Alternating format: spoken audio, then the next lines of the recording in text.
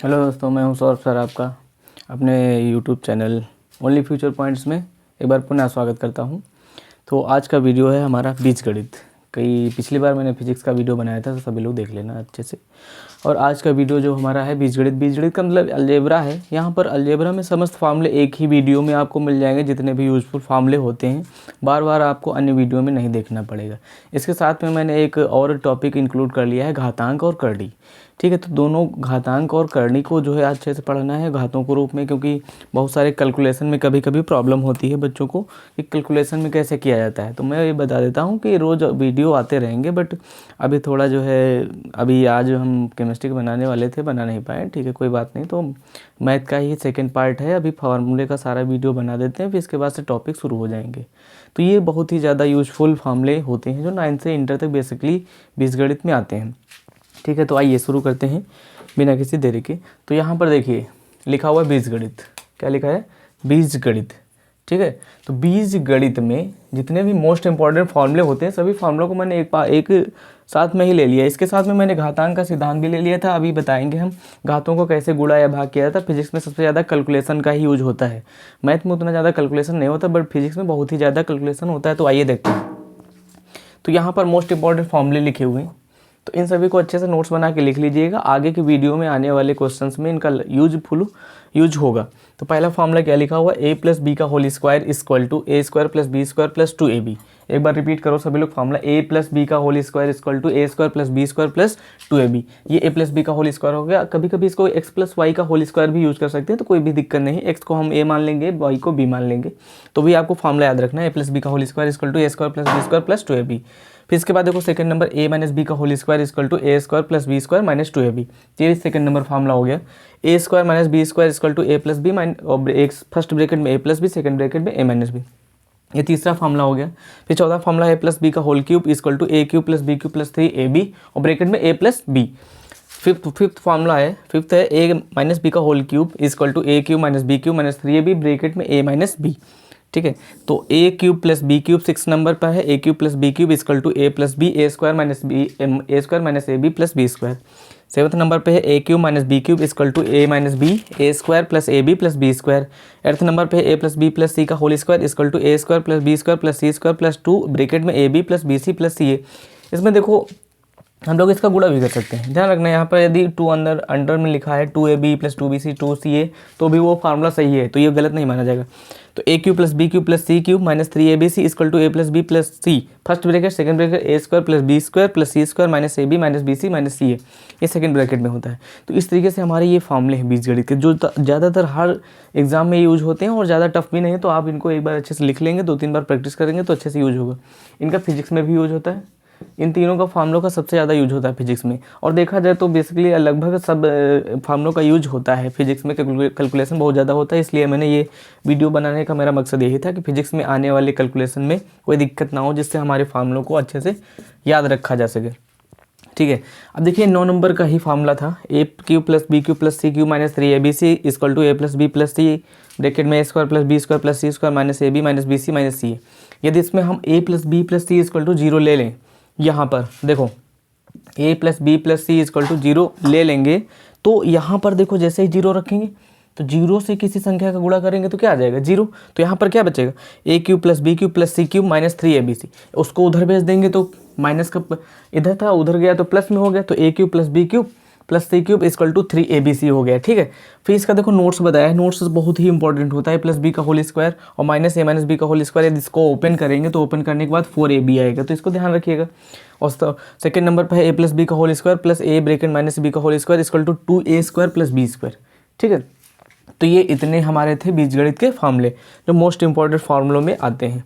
तो ये बीजगणित के फार्मूले हैं। आज का वीडियो ज़्यादा देर तक नहीं चलेगा, तो आप ध्यान रखिएगा, इसको अच्छे से देखिएगा, स्किप नहीं करिएगा।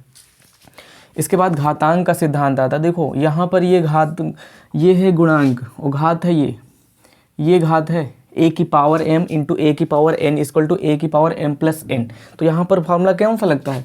जब आधार समान हो, जब आधार समान हो तो घातें जुड़ जाती हैं,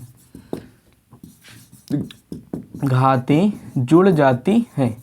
यानी जब आधार समान होंगे तो घातें जुड़ जाती हैं। जैसे देखो a की पावर m इंटू a की पावर n लिखा था, तो आधार a और a दोनों में सेम था, तो एक a ही रहा, लेकिन घातें जुड़ गई, m प्लस n हो गया।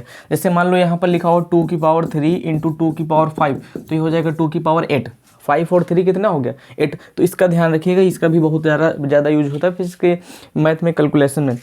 अब सेकंड नंबर पे देखो, सेकंड नंबर पे क्या है, a की पावर m बटे a की power n equal to a की पावर m माइनस 1।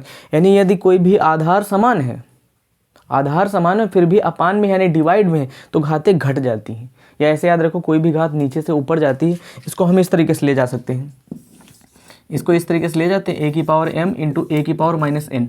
ये जब ऊपर जाता है तो देखो आधार समान हो गया, लगा फार्मूला वही, बट तुमको याद ये रखना है, जब नीचे से कोई वैल्यू ऊपर जाएगी तो ऊपर से नीचे आएगी तो चिन्ह बदल जाता है, यानी माइनस से प्लस और प्लस से माइनस। ये सेकंड नंबर का था, देखो लिखा यही, इसको ऊपर ले जाएंगे तो पावर में माइनस हो गया, तो अब फिर से वही फार्मूला लग गया, जब आधार समान हो तो घातें जुड़ जाती हैं। ठीक, अब देखो यहाँ पर बच्चे काफ़ी गलती कर देते हैं, जैसे लिखा हुआ a की power m whole bracket power n, तो इसको a की पावर m n लिखा जाता है। अब जैसे यहाँ पर आ जाता है 4 की पावर क्यूब का होल स्क्वायर, तो कभी कभी बच्चे इसका कर देते हैं 3 का स्क्वायर, यानी 3 तक को 9, जबकि ऐसा नहीं करना चाहिए, यानी हो जाएगा 4 की पावर 6। अभी जैसे इसका एग्जांपल ले लें, हम लिख लें यहाँ पर 3 की पावर 4 की पावर 4, तो ये कर देते हैं 4 इंटू 4 इंटू 4, 4 चौको 16 चौको 64 चौको, ऐसे कर देते हैं, तो ये गलत है। इसका होगा डायरेक्ट 4 इंटू 4, यानी गुणा हो जाएगा बस इसका, तो क्या हो जाएगा 3 की पावर 4 चौको 16। तो यहाँ पर ये ध्यान रखिएगा, बहुत इंपॉर्टेंट है, यहाँ पर 3 का स्क्वायर नहीं करना है, स्क्वायर नहीं करना है बिल्कुल भी। यहाँ पर 3 दूनी 6, बस यहाँ पर इसका और इसका मल्टीप्लाई करना है, इसका और इसका मल्टीप्लाई करना है। समझ में आ गया ना? देखो सेम फार्मूला आ गया सेकंड नंबर का, a की power minus n equal to 1 upon a की पावर n, 1 अपान a की पावर n। इसका मतलब समझे? तो यहाँ पर 1 अपान a की पावर n का मतलब ये हुआ, जब देखो माइनस में थी घात, अंश में, अब नीचे आई तो हर हो गई। तो यहाँ पर जैसे ये लिखा है, जैसे ये x बटे y लिखा होता है, तो ऊपर को अंश कहते हैं और नीचे वालों को क्या कहते हैं, हर। यानी कोई भी वैल्यू ऊपर से नीचे आएगी या नीचे से ऊपर जाएगी तो उसका सिंबल चेंज हो जाएगा, माइनस से प्लस और प्लस से माइनस। इसके बाद देखिए a इंटू बी की power m, a into B की पावर m बटे p इंटू क्यू, पूरे होल की पावर में m है। यदि हम इसको अलग अलग करना चाहें तो भी हो जाएगा। कैसे?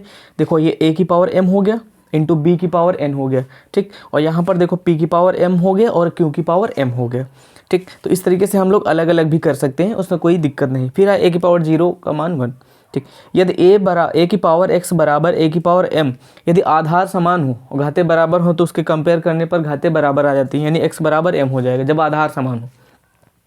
8 नंबर में देखो, यदि a की पावर m बराबर b की पावर m, तो यहाँ पर देखो जब आधार समान ना हो और घातें समान हो, देखो यहाँ पर 2 पॉइंट है, इसमें आधार समान था तो x पावर बराबर हो गई थी, और इसमें पावर समान है तो घातें बराबर हो जाएंगी, ठीक है। यदि पावर समान है, जैसे ये लिखा है 8 नंबर में, ना दिख रहा हो तो इधर लिखे देने, a की पावर m बराबर b की पावर m।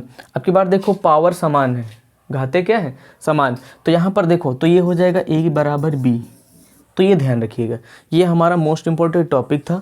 यदि आप इसको स्क्रीनशॉट लेना चाहते हैं तो ले सकते हैं, वैसे कोई दिक्कत नहीं, बहुत ही सरल था, ज़्यादा टफ नहीं था, बस इसमें फार्मूलों का यूज हुआ है। तो कोशिश करिएगा इसे सारे फार्मूलों को अच्छे से लिख लीजिएगा।